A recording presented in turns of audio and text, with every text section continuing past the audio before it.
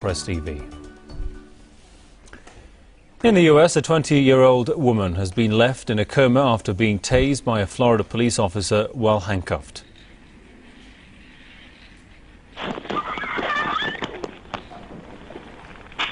Taser.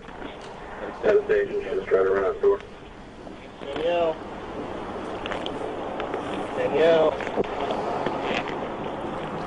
Come on.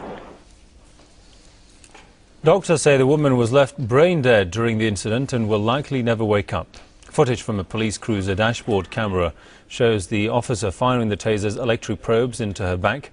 She then spins, falls backwards and hits her head on the ground. The Florida Highway Police say the officer was trying to prevent the woman from fleeing and has cleared the officer of any wrongdoing. Experts have, however, slammed the policeman's use of the taser, saying he would have easily been able to apprehend her. Amnesty International says hundreds of Americans have been killed in taser attacks by police.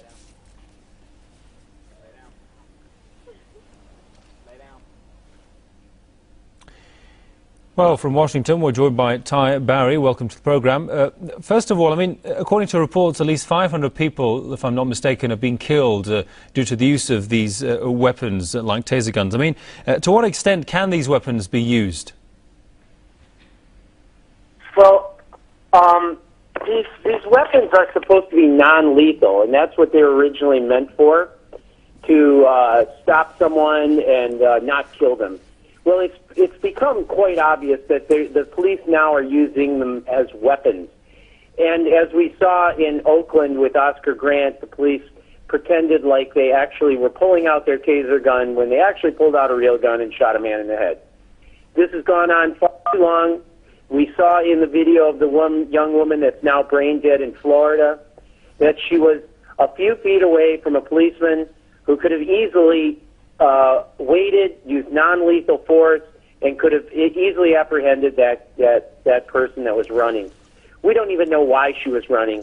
The problem is the United States is becoming more and more like a police state, and we need to put an end to this police violence every single day on our streets. And of course, is there an authoritative body overseeing how these weapons are used, how legally they are used? Well, there should be, but there isn't. And the mere fact of the matter is that there is also, the police are so protected under the present system that we have, that a policeman could literally, like in Oakland, shoot a man in the head, right point-blank range, and never serve a day in prison. Today, we are seeing that this country is becoming more and more repressive.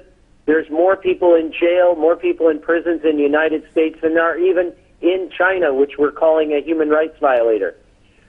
The problem is that we don't get the facts correct in this United States. In the United States, our police are killing us, killing the people every single day.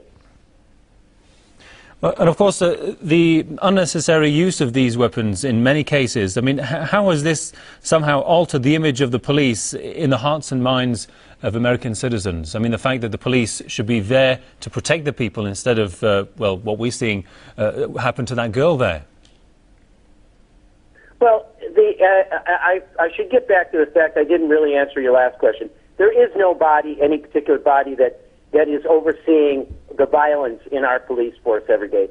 But yes, the police are there to protect us. That's their job. But it's turned into a more of, as I am an occupier, these police seem to be the private police force of the 1%. They try and curtail the motions of people every single day in our cities of where we can and cannot go to, and it's getting more and more repressive and more violent on the police side.